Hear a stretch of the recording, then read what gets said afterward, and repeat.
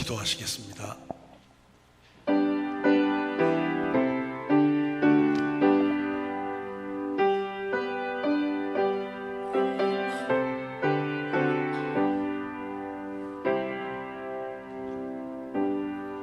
장로님 기도하십니다. 오늘 또 주님 전에 나와 예배드리게 하심을 진심으로 감사드립니다. 우리의 마음과 생각과 움직임을 일시 멈추고 주님 앞에 엎드립니다. 온전한 예배를 드릴 수 있도록 도와주시옵소서. 지난 한 주간도 코로나19 바이러스가 확산 중에도 저희들의 건강을 지켜주시고 하나님만을 더욱 가까이 하게 하여 주심에 진심으로 감사드립니다.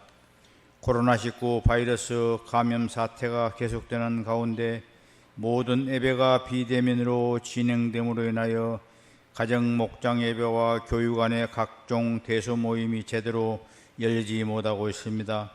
하루속히 코로나19가 종식되어 종례의 모습으로 정상화될 수 있도록 도와주시옵소서. 특히 보건관계 공무원들의 감염 확산 방지 노력과 장기간 근무로 피로가 누적되어 힘들어하고 있습니다. 이들의 노고를 이루하여 주시옵소서.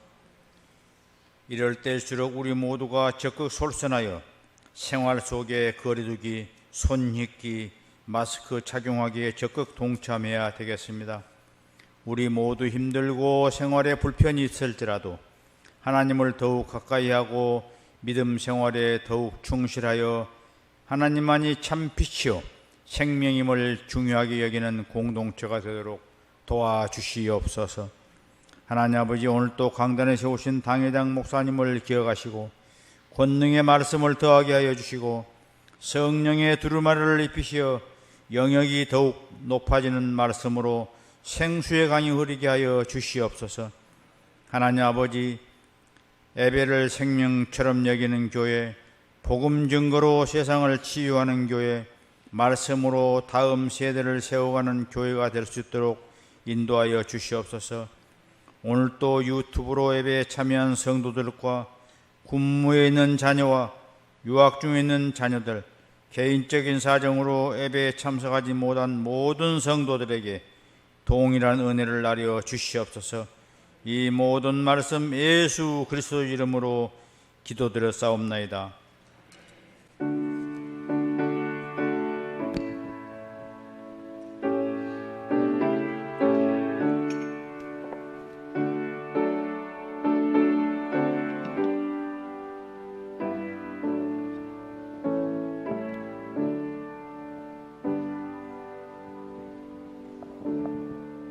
성경 봉독 있습니다.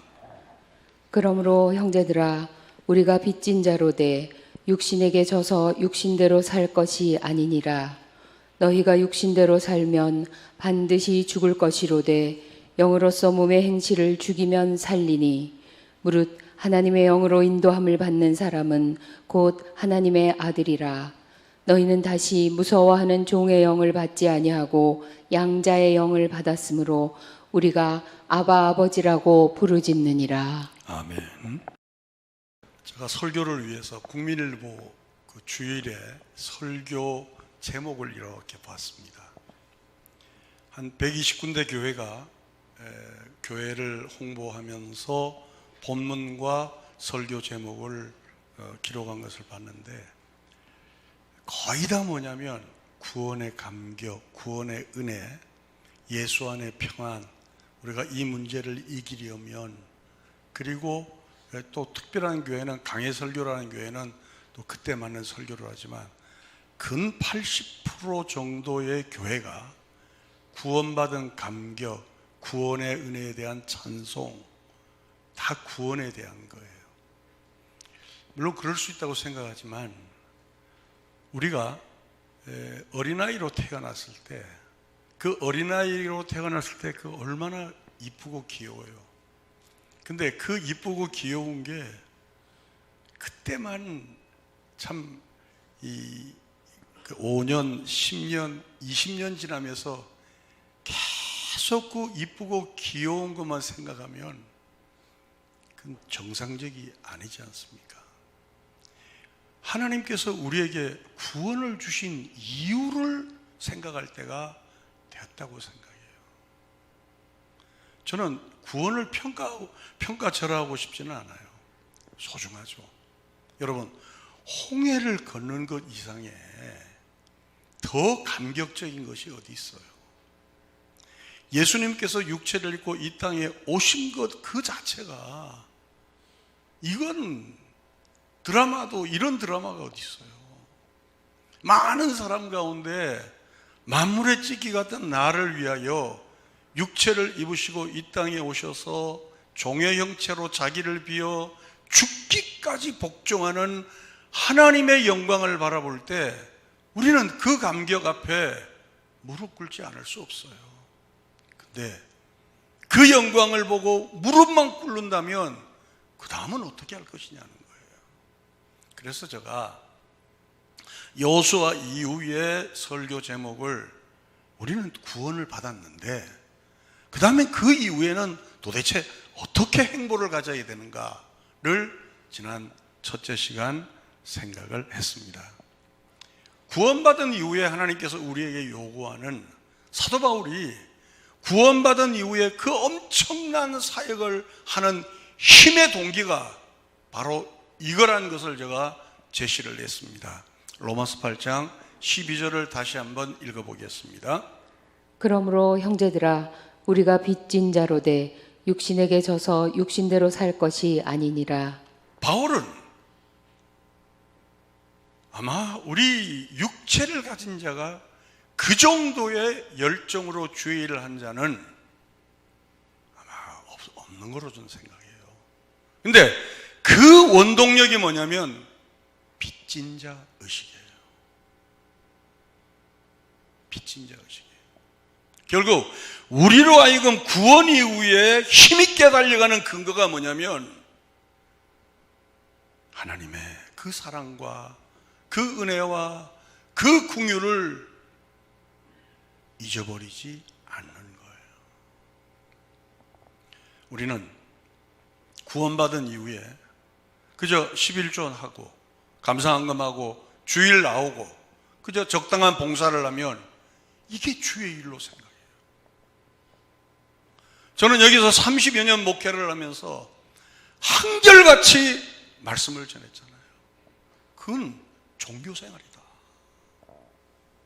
신앙생활은 그 기초가 무엇이 이루어진 것은 그 기초에서 나타난 행위지 그 자체가 신앙은 아니라는 거예요. 신앙은 빚진 자의 의식이라는 거예요. 우리 마음에 거룩한 동기를 만들어주시는, 거룩한 일을 감당케 하시는 하나님의 그 은혜와 그 긍휼과 그 감사를 잊어서는 안 된다는 거예요. 코로나 때 교회 나오신 것만 해도 대단하시죠. 정말 격려하고 칭찬하고 싶고 정말 소중한 여러분의 믿음의 행위에 대해서 담임 목사로서 감동을 받지 않을 수가 없어요. 제가 조금 전에도 말씀드렸지만 다른 교회는 벌써 재정 압박이 오고, 두 번째는 교인들이 예배를 드리지 않는 게 훈련이 됐어요. 그래서 정말 엄청나요. 지금 모 교단에서 올 12월까지 이 상태로 되면은 30% 교회가 문을 닫지 않겠느냐. 저는 그렇게 봅니다. 코로나는 단절이 안 됩니다. 마치 독감처럼 이제는 같이 가야 돼요. 같이 가야 돼요. 자, 그러면 예배 의식도 많이 달라질 거예요. 여러분, 그걸 우리가 마음에 담아야 돼요. 그래서 우리가 먼저 그것을 자세를 갖추자는 거예요. 자세를. 우리는 그동안 한국 교회는 모이는 예배에 너무 익숙해 있었어요. 그래서 수요일 모이고 금요일 모이고 새벽기도 모이고 제자훈련 모이고 전도 모임 모이고 계속 성도의 혼을 빼버렸어요. 그게 마치 신앙생활로 익숙해 있었어요. 근데 저는 아니다 그랬잖아요. 이건 아니다. 한국교회는 이게 또 방송으로 나가면 안 되는데 예배가 너무 많아요. 저는 예배가 많으니까 여러분 음식도 뷔페가 맛있어요, 하나 맛있는 음식이 맛있어요? 내가 잘 모르지. 저는 어때요? 김성경 장로님은 뷔페가 좋아요, 단일 식품이 좋아요? 저도 그렇습니다. 여러 가지 먹어보고 있으면 돼지 꿀꿀이 죽 먹는 것 같아요.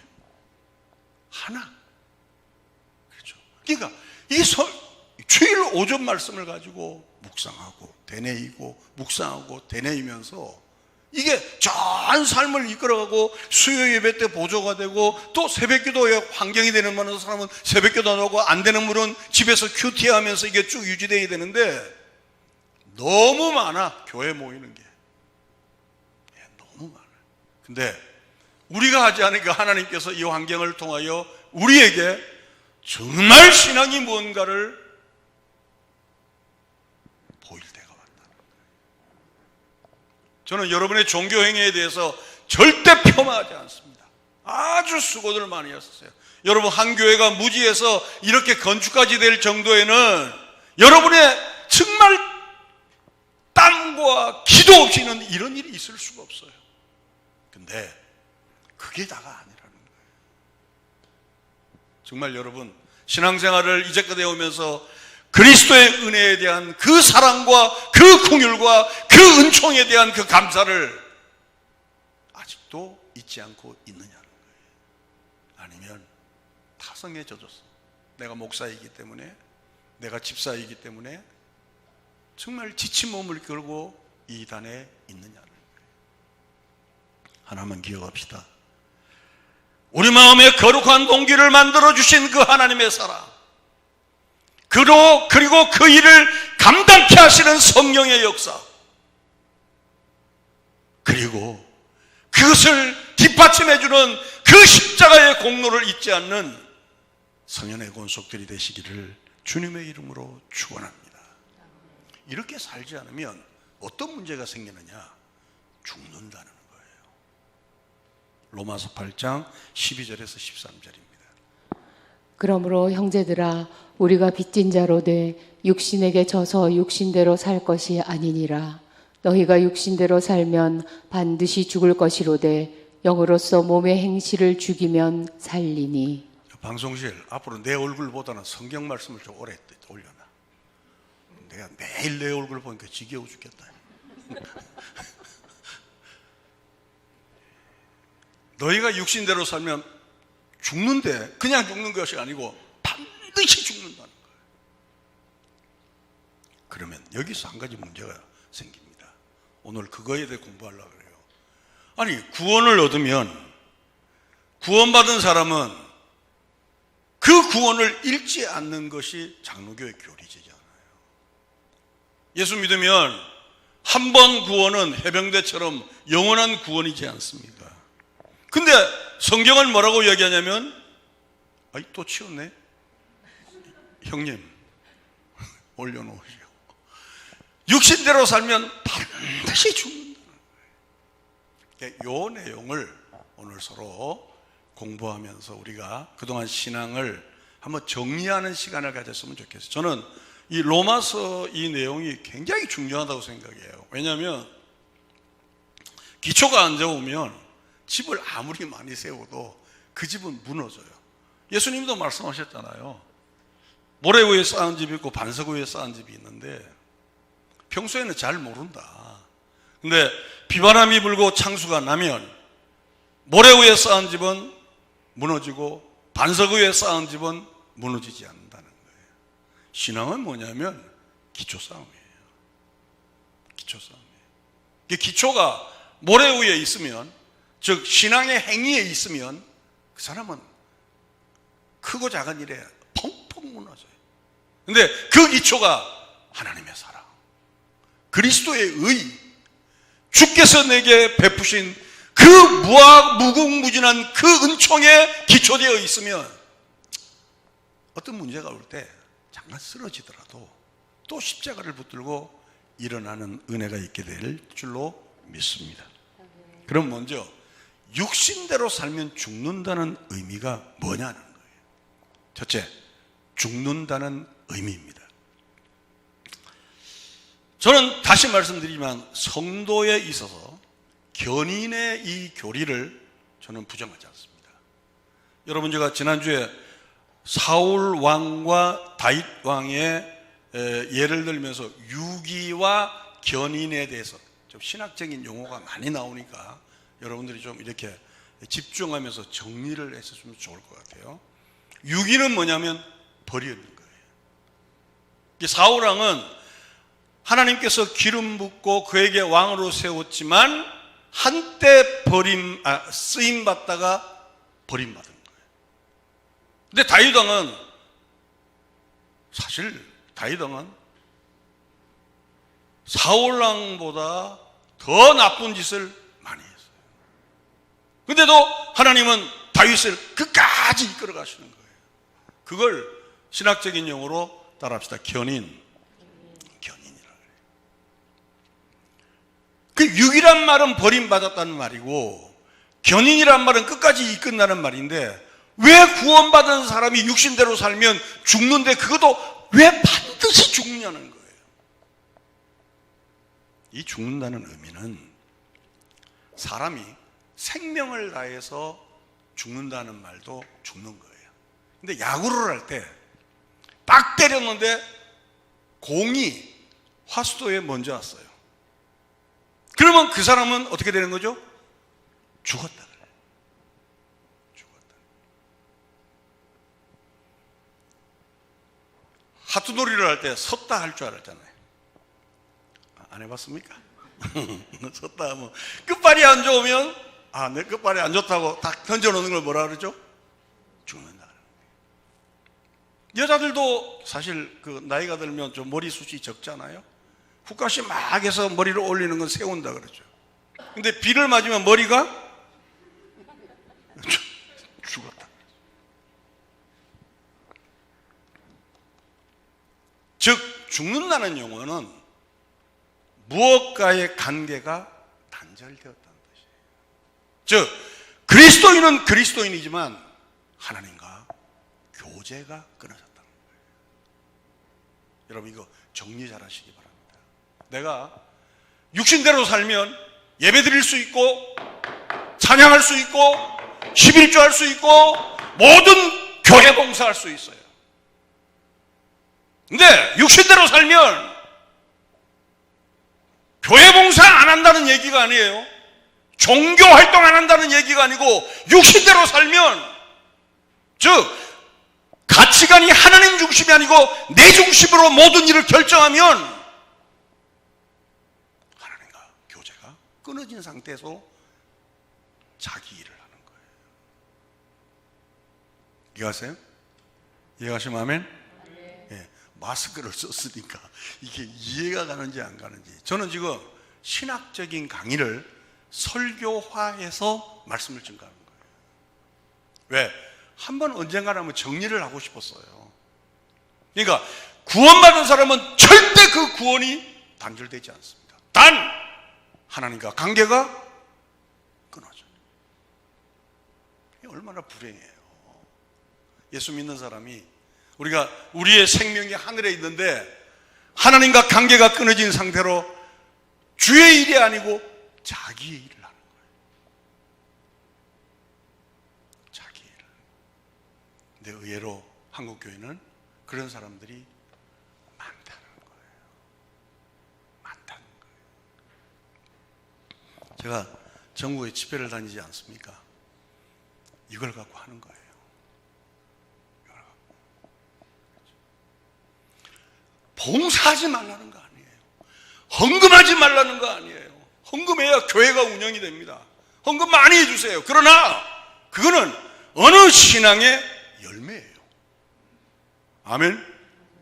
그게 신앙이 아니에요. 그래서 육신대로 살면, 즉 우리의 가치와 우리의 인생관과 우리의 철학이 하나님 가치관이 아니고 하나님 중심이 아니면, 내 중심으로 내 마음대로 내 식대로 신앙생활하고 내 방법대로 인생을 살아가면 그 자는 죽은 자라는 거예요. 하나님과 관계가 그래서 나온 얘기가 두 번째로 그런 자를 성경은 뭐라 하냐면 죽었다 하나 살았다 하나 죽은 자라는 거예요. 계시록 3장 1절을 읽어보겠습니다. 사대교회의 사자에게 편지하라. 하나님의 일곱 영과 일곱 뼈를 가지신 이가 이르시되 내가 네 행위를 아노니 내가 살았다 하는 이름은 가졌으나 죽은 자로다. 마음이 아프시죠? 저도 우리 교회가 사대교회가 안 되기를 위해서 몸부림쳤어요. 그렇죠. 사대교회는 일곱 교회 중에 한 교회죠. 즉 일곱 교회는 앞으로 주님 오실 때까지 전 세계의 교회가 일곱 교회 안에 있다는 얘기예요. 그 교회 안에서 사대교회가 하나 있는데 분명히 활동을 해요. 여러분, 사대교회는 일곱 교회 중에 가장 화려합니다. 모자이크, 그리고 디자인, 그리고 강단, 가장 그 당시에 부자들이 많고 화려하고 지금으로 말하면 모 지역의 교회들 같은데, 근데 주님께서 말씀하시기에 유명무실한 교회다. 더 이상 어떤 동작이나 어떤 역할을 할 수 없는 유명무실한 교회다. 만약에 하나님께서 우리를 찾아오셨어요. 너는 나와 교제가 끊어진 지 오래됐어. 그런 말씀을 해봐요. 얼마나 무서워요. 마태복음 7장에 제가 종종 인용하는 성구죠. 주여, 내가 주의 일 했습니다. 귀신을 쫓아냈습니다. 능력을 행했습니다. 그러니까 주께서 그러잖아요. 누구세요? 그러죠. 즉 교제가 단절된 상태에서 자기 일을 한 거예요. 물론 이자 쫓아내라니까 이를 갈며 밖에서 슬피 운다, 지옥 간다는 얘기는 아니에요. 그만큼 교제가 단절된 것이 무섭다는 거예요. 제가 여러분에게 여쭙겠습니다. 여러분은 그리스도인입니까? 다시요. 여러분은 그리스도인입니까? 그렇다면 우리의 인생관, 우리의 가치관, 심지어는 우리의 정치관, 우리의 역사관, 우리의 철학, 하나님 중심으로 합니까? 아니면 내 중심이고 고향 중심입니까? 저는 이런 점에서 한국교회는 아직도 멀었다는 거예요. 아직도 멀었다는 거예요. 무섭죠. 근데 무서운 게 아니고 성경 얘기예요. 성경 얘기. 우리는 하나님의 한없는 큰 긍휼과 은혜로 구원받았습니다. 자칫하면 구원을 얻은 자녀가 되었는데 부끄러운 자식의 길을 갈 수 있다는 거예요.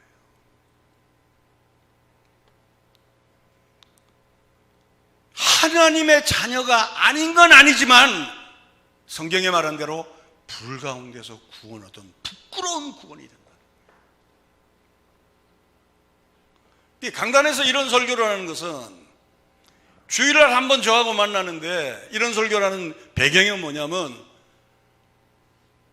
부끄럽지 않는 성도가 되자는 거죠.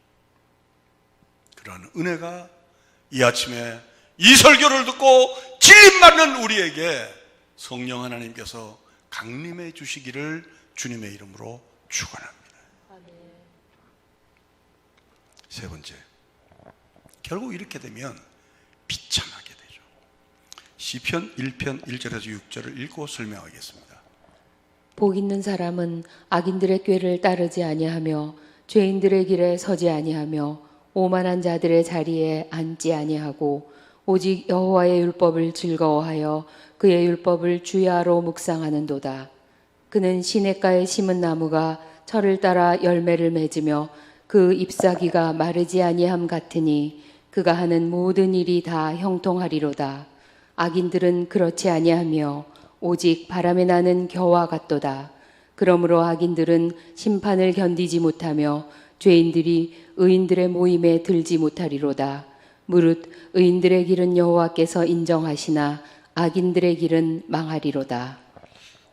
성경의 이 시편 1편의 이 얘기는 우리는 다시 1절부터 보면 1절부터 4절까지만 좋아해요. 그 뒤에는 잘 설명을 잘 안 해. 근데 사실 에베소서나 갈라디아서나 성경 도초에 보면 육신의 길과 성령의 길을 항상 같이 설명하거든요. 육체의 열매와 성령의 열매를 늘 같이 설명해요. 근데 왜 우리는 4절까지만 설명하냐는 거예요. 여기 망한다는 것은 지옥 간다는 얘기가 아니에요. 여기 망한다는 것은 4절에 보시면 5절입니까? 여기 4절에 악인들이란 얘기는 지옥 가는 자식이란 얘기가 아니에요. 평소에 하나님의 자녀면서도 육신대로 산 사람들이에요.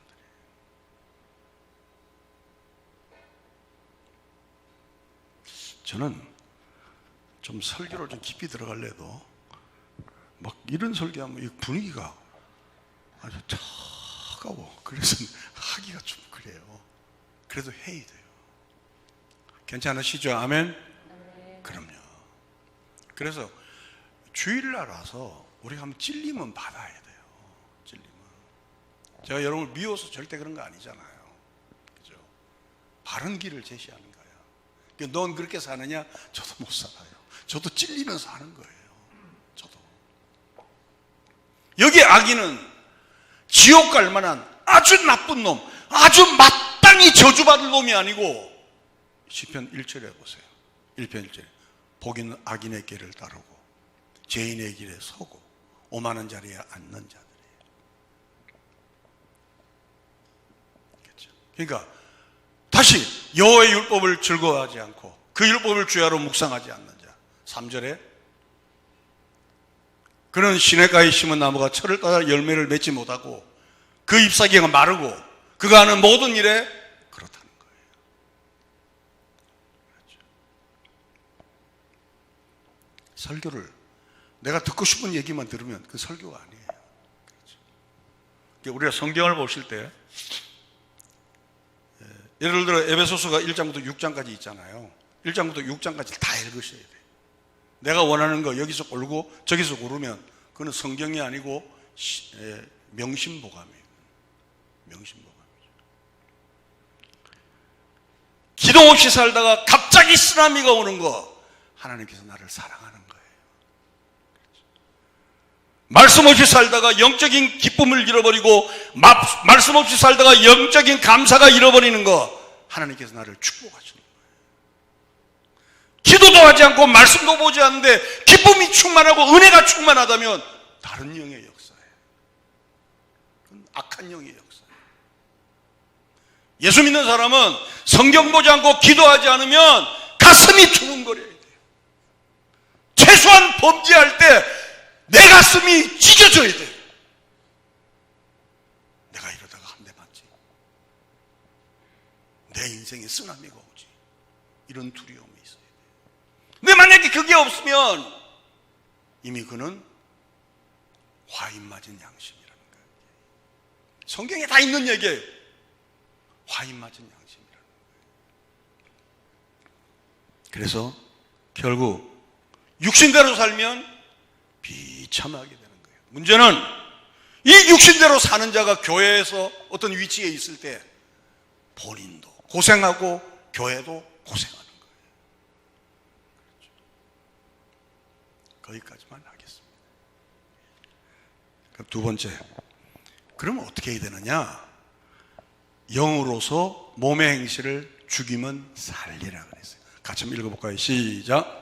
영으로서 몸의 행실을 죽이면 살리라. 그게 죽는다는 반대 개념이 뭐냐면 산다는 거잖아요. 그죠? 첫째, 죽는다는 반대 개념. 자, 요한복음 10장 10절을 한번 읽어보겠습니다. 도둑이 오는 것은 도둑질하고 죽이고 멸망시키려는 것뿐이요 내가 온 것은 양으로 생명을 얻게 하고 더 풍성히 얻게 하려는 것이라. 주님이 오신 목적은 바로 양으로 생명을 얻게 하는 선에서 끝나는 거 아니에요. 구원을 받게 하는 것은 끝나는 것이 아니고 그 구원이 근거가 되어서 그 구원의 감동이 근거가 되어서 우리의 삶이 더 풍성하기를 주님은 원했기 때문에 우리에게 구원이라는 선물을 주신 거예요. 즉 하나님의 은혜와 공율로 정말로 빛을 발하는, 다시 말하면 하나님의 영광을 있는 자리에서 최대한 빛을 발하는 자녀, 이런 자녀를 말합니다. 그런 자녀를 보고 예수 안에 살았다 그런 거예요. 따라합시다. 예수 안에 살았다. 그런 거예요. 그러니까 교회에서 막 전도하고 봉사하고 막 하면서 막 바삐 다니면서 예수 교회 다니고 죽겠어, 이게 아니고 가정주부로서, 직장인으로서, 또 호떡을 구우면서, 사업을 하면서, 국가의 위정자로서, 장관으로서, 공무원으로서, 사업하는 사람으로서 자기 위치에서 하나님의 영광을 위해 빛을 발하는 자라. 주의 일은 교회에서 일하는 것만 주의 일이 아니고 가정주부도 위대한 하나님의 일이에요. 아멘. 요즘은 여성에 대해서 설교하면 큰일 난다 그러대요. 동성에 대해서 설교해도 큰일 난대요. 안 하면 되지 뭐. 이제 앞으로 남자들에게만 설교할래요. 여성들은 가정에서 있는 걸 자기 인생이 자꾸 소진된다고 생각해. 빨래비누처럼 달아간다. 안 그래요. 그거는 비그리스도인적인 사고예요. 예수의 사람은 가정주부로서 성실하게 된장찌개 끓이는 거 성령 충만한 사람이에요. 목사님은 시대 바뀌는 거 모르는구나. 성경 얘기예요. 여러분 애 잘 키우는 거 어마어마한 주의 일이에요. 또 키우고 싶어요. 그럼 여러분 자녀를 정말 잘 인성 좋은, 나 공부 잘하는 얘기한 거 아니에요. 어디서 사업 잘 돼서 돈 많이, 그거 아니에요. 인성 좋은 자녀로 만드는 거, 그 엄청난 주의 일이에요.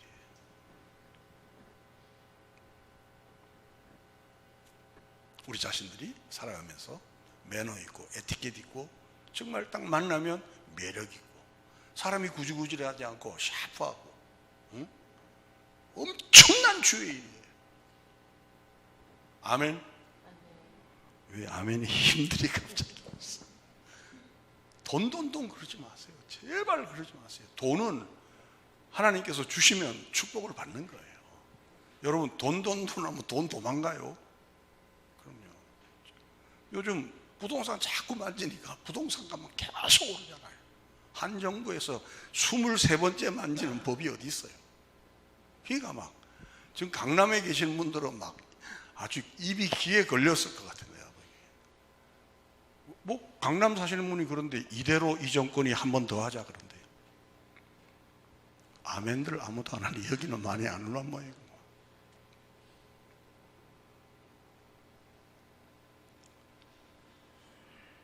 저는 여러분들이 가난하게 사는 걸 원치 않아요. 돈만 있으면 안 돼요. 돈도 있는 사람이에요. 그렇죠. 돈만 있으면 그 사람은 멋진 그리스도인이 될 수 없어요. 물건 사면서 반말이나 칙칙하고 말이에요. 이거 얼마야? 좀 더 줘요. 그래서. 근데 돈도 있는 사람은 아주 품위가 있죠. 저는 여러분이 돈도 있고 예수의 사람으로 영광의 빛을 발하는 하나님의 사람들이 되시길 바랍니다. 공부만 잘하면 뭐예요? 공부도 잘하고 인성도 좋은 사람. 그렇죠? 공부만 잘하면 싸가지 없는 사람이 되죠. 자기만 하는 이기주의가 되죠. 그렇죠?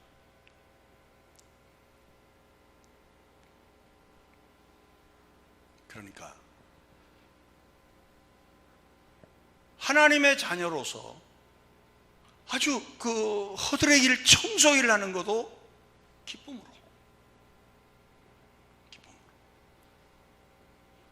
그리고 우리 남성들 가운데서는 직장이 다양하잖아요. 그죠? 어떤 직장은 하나님의 영광을 드러내고 어떤 직장은 하나님의 영광을 안 드러내는 그런 말이 어디 있어요? 저는 교회 안에서만큼은 여러분 잘 들으세요. 어느 청년이 있어요. 직장은 중소기업 다녀요. 한 달에 한 250만 원밖에 못 받아. 근데 11조 생활하면서 남은 돈 갖고 정직하게 잘 살아갑니다. 그런 사람은 믿음이 좋은 사람이에요. 좋은 신앙 좋은 축복받은 사람이에요. 근데 어느 청년이 있어요. 연봉이 1억 5천만 원이에요. 근데 교회를 안 나와요. 11조 생활도 안 하고. 그런 사람을 축복받았다 그럽니까? 왜 또 조용하세요? 교회 밖에서는 축복받았다 할지라도 교회 안에서만큼은 그런 사람을 축복받았다 그러면 안 돼요. 아멘? 아멘? 그렇죠. 그러니까 우리 이제 저와 같은 동년배들은 이제 연세가 많잖아요. 절대 기죽지 마세요. 그렇죠. 여러분들은 이 사회를 위해서 우리 여기 있는 우리 누님들, 누님들이 몇 명 있나 모르겠지만 연세가 많아 절대 기죽지 마세요. 우리들은 하나님 앞에서 성실히 살아왔잖아요. 그렇죠. 지금은 큰 막 1억씩 연봉이 안 될지라도 우리가 선 위치에서 하나님 앞에 빛을 발하면 그것이 영적으로 사는 길인 줄로 믿습니다. 그러면 여기서 몸의 행실을 죽이면 산다 그랬는데 세 번째 몸의 행실이라는 게 뭐냐는 거예요. 자, 이제부터 결론을 말씀드리겠습니다. 몸의 행실이라는 것은 하나님의 중심으로 변했다 해서 죄의 습관으로부터 자유로워지는 것은 아니에요. 다시 말합니다. 우리가 주목하세요. 우리가 아무리 은혜를 받고 하나님의 자녀가 되어도 내가 이전부터 내 몸에 길들여지는 죄의 습관은 하루 아침에 없어지지 않습니다.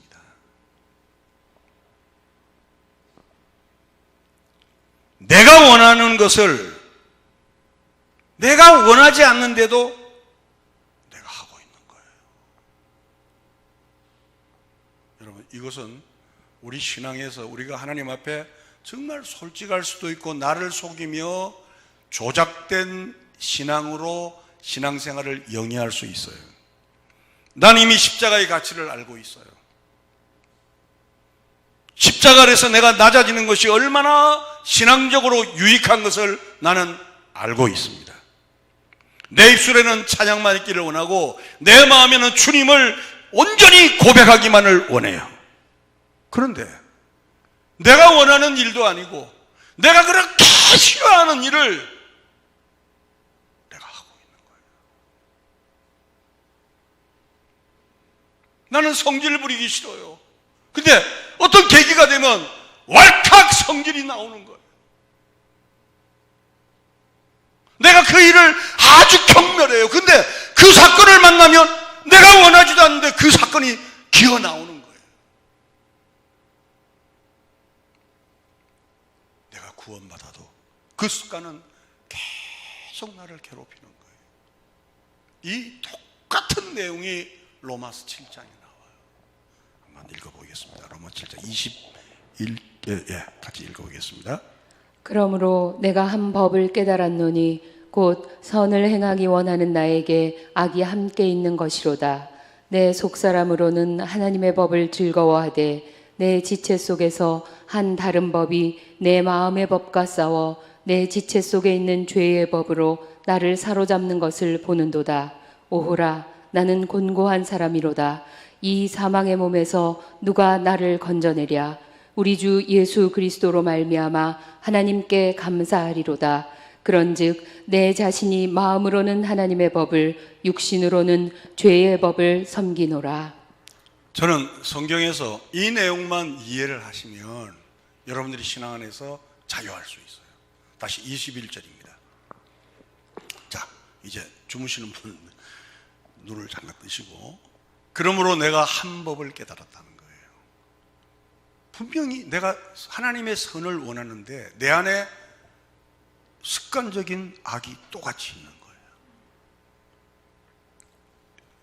동의하십니까? 그렇죠.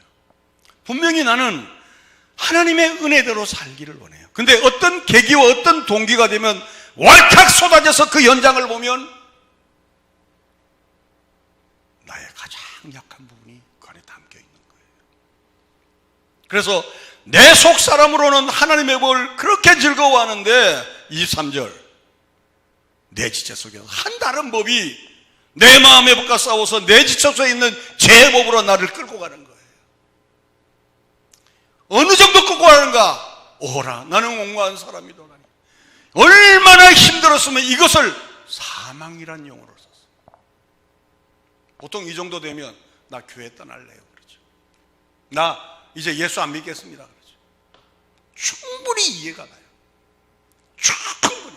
여러분 저라고 목회하면서 절망을 안 느꼈겠어요? 저는 목회하면 제일 절망이 뭐냐? 사람이에요. 사람에 대한 절망이에요. 예. 정말 목회 그만두고 싶을 때가 한두 번이 아니었어. 근데 어떻게 이렇게 이끌어왔느냐? 25절에 원문에 보면 그러므로라는 내용이 있어요. 우리 주 예수 그리스도로 말미암아 감사하다. 내 자신의 법이 마음으로는 하나님의 법을 육신으로는 죄의 법을 섬기는 것을 주님은 아시는 거예요. 할렐루야. 그리고 8장 1절로 넘어가요. 다음 주에 해서 한번 같이 한번 찾아볼까요? 로마서 8장 1절입니다. 이거 굉장히 중요한 내용이죠. 예, 같이 읽겠습니다. 성경 같이 찾아보시죠. 8장 1절 시작. 2절까지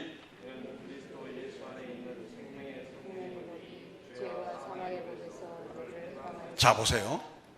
요거 뭐 이거 다음 주 설교인데 좀 땡겨서 하겠습니다. 우리 안에는 하나님의 법을 즐거워하는 마음이 있고 죄의 법을 즐거워하는 마음이 있어요. 몸에 배인 습관이죠. 이걸 꼭 기억하세요. 죄의 법을 즐거워하는 것은 내가 죄인이라는 것이 아니고 내가 죄인일 때 내 몸에 익숙해진 죄의 습관들이에요. 평소에는 괜찮아요. 근데 어떤 계기와 동기가 되면 울컥 쏟아지는데 예수 안 믿을 때 그 모습이 그대로 나오는 거예요. 놀래 자빠지죠. 내가 30년 믿었는데 결국 내가 하는 짓은 이 집밖에 안 되느냐는 거예요. 근데 하나님의 생명의 성령의 법이 이미 죄와 사망의 법을 그리스도 안에서 잡아버렸다는 거예요. 너희 안에 있는 것은 따라합시다. 죄의 습관뿐이다. 죄의 습관뿐이다. 아멘. 아멘. 마귀는 그걸 공격하는 거예요. 여러분 저는 지금 신학 공부를 설교화해서 여러분에게 한번 같이 정리를 하는 거예요. 우리는 이것 때문에 넘어지는 거예요. 마귀가 송사하죠. 너 목사인데 그거밖에 안 돼 그러죠. 너 집사인데 그거밖에 안 돼 그러죠. 간도라. 내 같으면 1절 나는 안 믿겠다 그러죠. 그때 붙들어야 될 게 뭐냐면 이미 그리스도 예수 안에 있는 생명의 법을 붙들어요. 할렐루야. 그 증거가 어디냐? 골고다의 십자가예요. 십자가에서 내가 행하지 못한 율법의 모든 것들을 그리스도께서 내가 눈으로 지은 죄, 내가 입으로 지은 죄, 내가 머리로 지은 죄, 내가 손으로 지은 죄, 내가 발로 짓고 가슴으로 지은 죄를 주께서는 몸으로 다 견뎌내셨어요.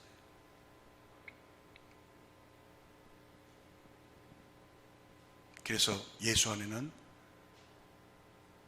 나는 비록 죄의 습관이 있지만 자유하다고 고백하는 거예요. 여러분, 이 죄의 습관이 완전히 없어져야 성령의 법으로 자유하는 것이 아니고 죄의 습관이 아직도 나한테 있어요. 그러나 나는 자유하는 거예요. 아멘.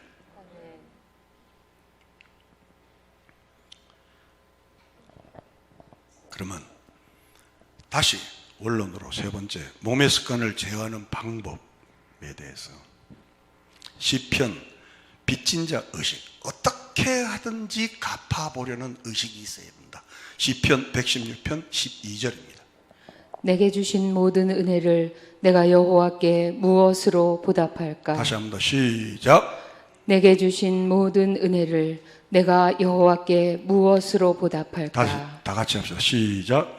내게 주신 모든 은혜를 내가 여호와께 무엇으로 보답할까? 다윗은 하나님의 은혜를 갚기 위해서 백성들에게 하나님 앞에 이걸 고백할 뿐만 아니고 백성들에게 공개하는 거예요. 왜? 혹시 내 마음이 식어서 또 잊어버릴까 봐. 아니 백성에게 공포하는 거예요. 백성에게. 그게 서운해요. 그게 서운해요.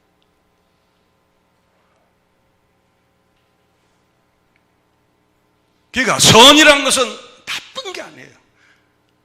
너 선하면 축복받아 이런 논리가 아니고 하나님의 은혜를 잃어버리지 않겠다는 고백이에요. 우리 교회 잠깐 있던 모 장로님 자제가한테 전화가 왔어요. 그 장로님은 돌아가셨습니다. 혹시 교회에서 큰 헌금 하신 적이 있느냐 그러더라고요. 그분은 우리 교회에서 한 게 아니고 부활교회에 계실 때 큰 헌금을 하셨다. 글로 가보시라 그랬어요.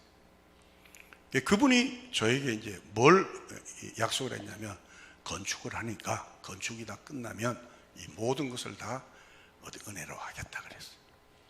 그게 서운해. 서운은 해로울지라도 갚아라는 얘기가 그거 안 갚으면 저주받아 이게 아니고 하나님의 은혜를 잊지 말라는 거예요. 다시 한번 시편 116편 12절을 우리 한 번 더 읽어주시기 바랍니다. 내게 주신 모든 은혜를 내가 여호와께 무엇으로 보답할까? 이걸 공개적으로 여러분이 그냥 마음속으로 있다가 그냥 사라지는 것이 아니고 공개적으로 하는 것이 그게 서원입니다. 하나님, 내가 이번에 이거 하겠습니다. 하나님, 내가 이렇게 하겠습니다. 내가 저렇게 하겠습니다. 하다가 못할지라도 그런 정말 하나님 앞에서 갚아보려는 의식. 물에 물 탄다, 술에 술 탄다, 그냥 그게 아니고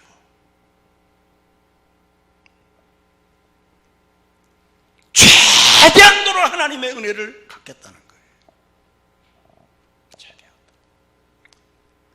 찬송 286장에 보면 그와 비슷한 고백이 있어서 오늘 같이 한번 찬양해 보려고 합니다. 280 주 예수님 내 마음에 오사 날 붙들어 주시고 내 마음에 새 힘을 주사 늘 기쁘게 하소서. 이 찬송을 같이 한번 고백하겠습니다.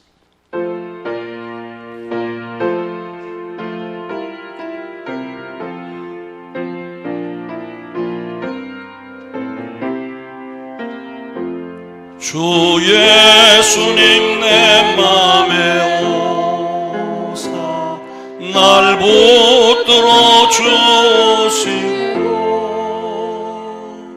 내 마음에 새 힘을 주사 늘 기쁘게 하소서. 사랑의 주 사랑의 주 내 마음속에 찾아오사 내 모든 죄 사하시고 내 상한 맘 고치소. 주 예수님 내 맘에 내 소원 다 아시고 내 무거운 짐 맡아주사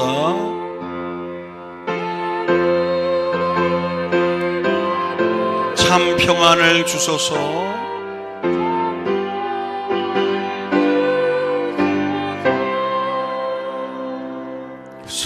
사랑의 주 사랑의 주 내 맘속에 찾아오사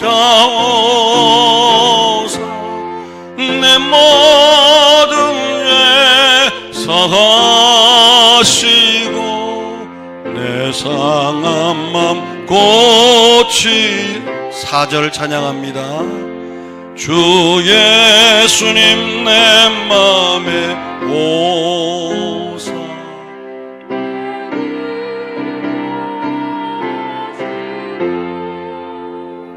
주 성령을 내 맘에 채워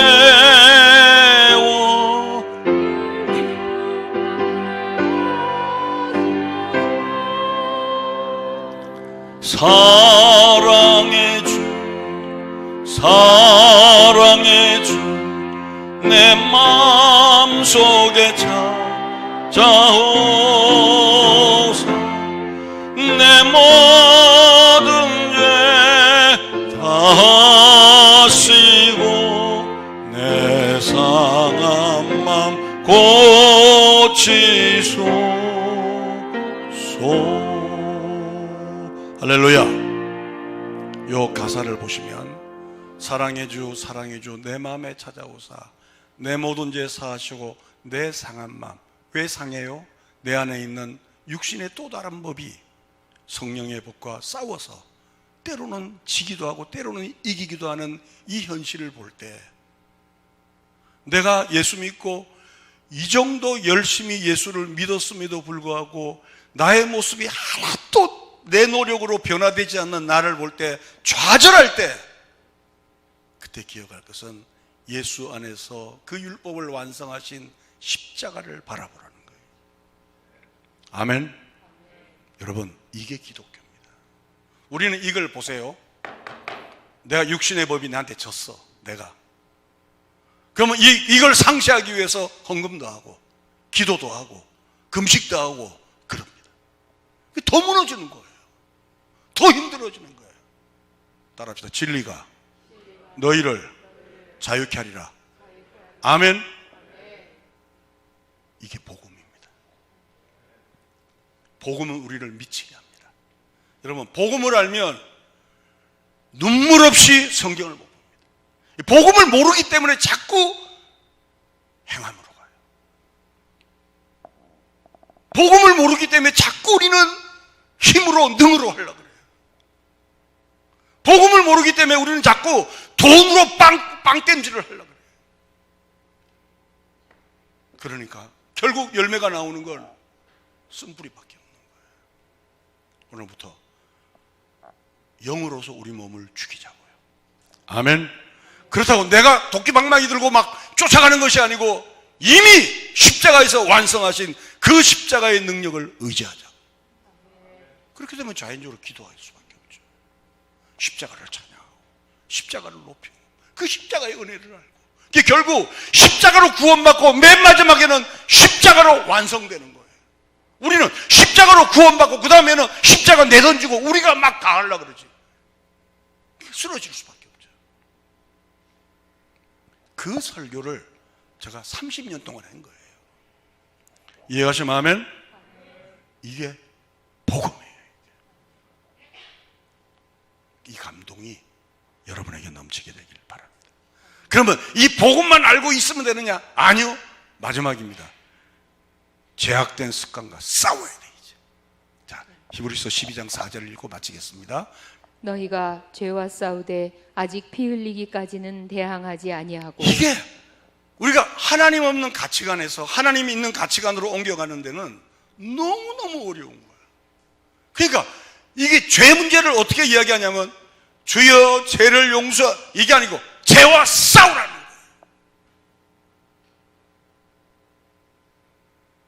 기도 시간을 방해하는 거와 싸우라는 거예요. 말씀 읽는 거와 방해하는 걸 싸우라는 거예요. 하다못해 하나님 앞에 온전한 11조 드리는 걸 못하게 하는 그 세력과 싸우라는 거예요. 내 목 잊고 마시는 거 좀 절제하라는 거예요. 싸우라는 거예요. 안 그러면 못해요. 싸워야 돼요.